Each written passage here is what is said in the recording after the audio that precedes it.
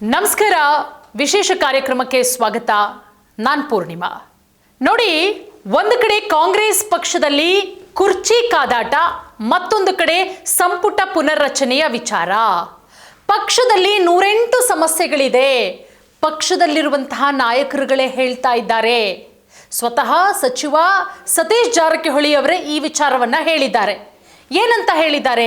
ಪಕ್ಷದಲ್ಲಿ 108 ಸಮಸ್ಯೆ ಇದೆ, ಕುರ್ಚಿ ಕಾದಾಟ, ಅದರ ಜೊತೆಗೆ ಸಚಿವ ಸಂಪುಟ ಪುನರ್ರಚನೆಯ ನಡುವೆ ಸಾಕಷ್ಟು ಗೊಂದಲಗಳಿದೆ ಅನ್ನುವ ಹೇಳಿಕೆ ಬಹಳ ಸ್ಪಷ್ಟವಾಗಿ ಗೊತ್ತಾಗುತ್ತೆ. ಕಾಂಗ್ರೆಸ್ ಪಕ್ಷದಲ್ಲಿ ಎಲ್ಲವೂ ಕೂಡ ಸರಿಯಿಲ್ಲ. ಶತಾಯಗತಾಯ ಈ ಟರ್ಮಲ್ಲಿ ನಾನು ಮುಖ್ಯಮಂತ್ರಿ ಆಗಲೇಬೇಕು ಅಂತ ಹೇಳಿ DK ಶಿವಕುಮಾರ್ ಅವರು ಶತ ಪ್ರಯತ್ನವನ್ನ ಮಾಡ್ತಾ ಇದ್ದಾರೆ.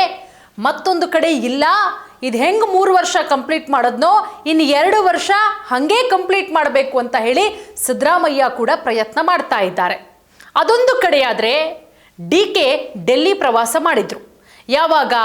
ಈ ಕಡೆ ಪಂಚರಾಜ್ಯಗಳ ಚುನಾವಣೆ ಮುಗಿತಾ ಇದ್ದಂತೆ DK ಹಾಗೆ ಅವರ ಸಹೋದರ ಇಬ್ಬರೂ ಕೂಡ ಡೆಲ್ಲಿಗೆ ಹೋಗ್ತಾರೆ. 3 ದಿನಗಳ ಕಾಲ ಅಲ್ಲೇ ಠಿಕಾಣಿಯನ್ನು ಹೂಡಿ ನೆನ್ನೆ ವಾಪಸ್ ಬಂದಿರೋದವರು.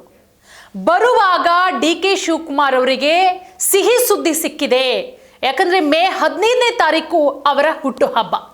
ಅವರ ಅಸಂಖ್ಯಾತ ಅಭಿಮಾನಿಗಳು ಕೂಡ ಕಾಯ್ತಾ ಇದ್ರು.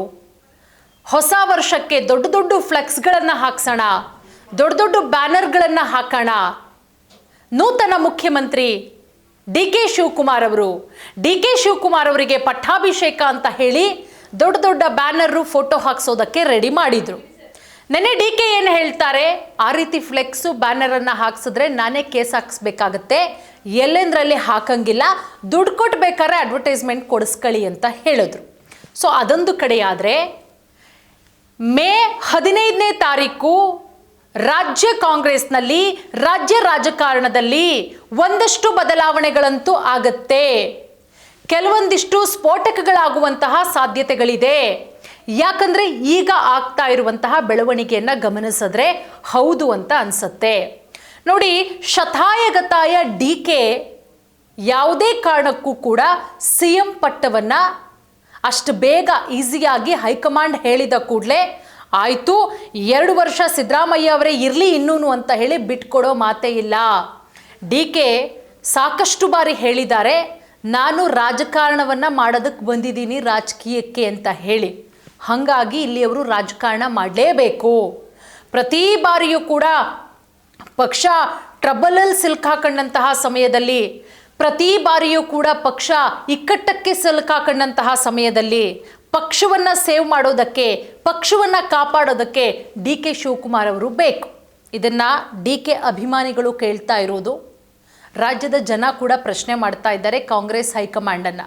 ಯಾವುದೇ ರಾಜ್ಯದಲ್ಲಿ ಕಾಂಗ್ರೆಸ್ ಪಕ್ಷ ಟ್ರಬಲಿಗೆ ಸಿಕ್ಕಾಕೊಂಡಂತಹ ಟೈಮಲ್ಲಿ ಅಲ್ಲಿರುವಂತಹ ಶಾಸಕರನ್ನು, ಸಚಿವರುಗಳನ್ನು ಸೇವ್ ಮಾಡೋದಕ್ಕೆ DK ಬೇಕು. ಆಗೇನಾದರೂ ಸಿದ್ದರಾಮಯ್ಯ ಅವರು ಹೋಗ್ತಾರಾ? ಆದರೆ ಕೊಟ್ಟ ಮಾತಿನಂತೆ ಯಾಕೆ ಹೈಕಮಾಂಡ್ ನಡ್ಕೊಳ್ತಾ ಇಲ್ಲ? ರಾಹುಲ್ ಗಾಂಧಿ ಅವರು ಯಾಕೆ ಮನಸ್ಸು ಮಾಡ್ತಾ ಇಲ್ಲ? ನೋಡಿ, ರಾಹುಲ್ ಗಾಂಧಿ ಅವರನ್ನ ಮೀಟ್ ಮಾಡೋದೇ ಇಲ್ಲ, ಹಾಗೆ ಬರ್ತಾರೆ. ಮತ್ತೊಂದು ಕಡೆ ಸಿದ್ದರಾಮಯ್ಯ ಅವರು 3ನೇ ಅಥವಾ 4ನೇ ವಾರದಲ್ಲಿ, ಮೇ 3 ಅಥವಾ 4ನೇ ವಾರದಲ್ಲಿ ಡೆಲ್ಲಿಗೆ ಪ್ರಯಾಣ ಬೆಳೆಸ್ತಾ ಇದ್ದಾರೆ. ಅದೆಲ್ಲದರ ನಡುವೆ 15ನೇ ತಾರೀಕಿಗೆ DK ಶಿವಕುಮಾರ್ ಅವರ ಬರ್ತ್ಡೇ ಇದೆ. ಅವತ್ತು ಏನಾದರೂ ಅವರು ಪ್ರಮಾಣ ವಚನ ಸ್ವೀಕಾರ ಮಾಡ್ತಾರಾ ಅನ್ನೋ ನಿರೀಕ್ಷೆಯಲ್ಲಿದ್ದಾರೆ DK ಶಿವಕುಮಾರ್ ಅವರ ಅಭಿಮಾನಿಗಳು. ಬಟ್ 15ನೇ ತಾರೀಕು ಮೇ 15ಕ್ಕೆ ಅವರು ಪ್ರಮಾಣ ವಚನ ಸ್ವೀಕಾರ ಮಾಡ್ತಾರಾ ಅದ್ರ ಬಗ್ಗೆ ಇನ್ನೂ ಕೂಡ ಕ್ಲಾರಿಟಿ ಇಲ್ಲ. ಬಟ್ ಮೇ 4ರ ನಂತರ, ಅಂದರೆ ಚುನಾವಣೆಯ ಪಂಚರಾಜ್ಯಗಳ ಚುನಾವಣೆಯ ಫಲಿತಾಂಶದ ನಂತರ ರಾಜ್ಯ ಕಾಂಗ್ರೆಸ್ನಲ್ಲಿ ಒಂದಷ್ಟು ಬದಲಾವಣೆಗಳು ಆಗೇ ಆಗುತ್ತೆ. ಅದರ ಜೊತೆಗೆ ಸತೀಶ್ ಜಾರಕಿಹೊಳಿ ಅವರ ಹೇಳಿಕೆಗೂ ಕೂಡ DK ಶಿವಕುಮಾರ್ ಅವರು ಪ್ರತಿಕ್ರಿಯಿಸ್ತಾರೆ.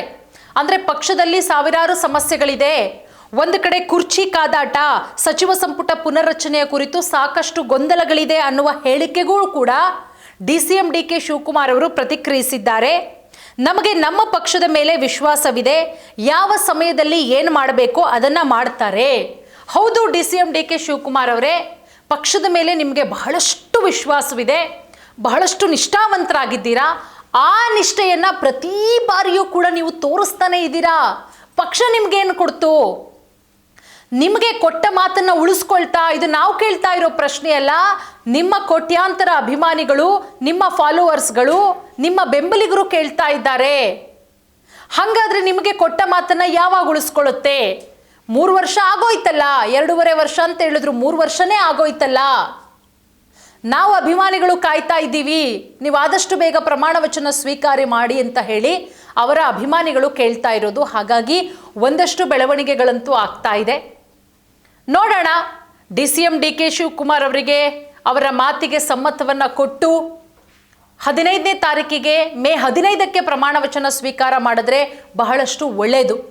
ಬಟ್ ಆ ಬೆಳವಣಿಗೆ ಆಗಲ್ಲ ಅನ್ನೋ ಮಾತುಗಳು ಕೂಡ ಕೇಳಿ ಬರ್ತಾ ಇದೆ. ಬಟ್ ರಾಜಕೀಯದಲ್ಲಿ ಏನು ಬೇಕಾದರೂ ಆಗಬಹುದು.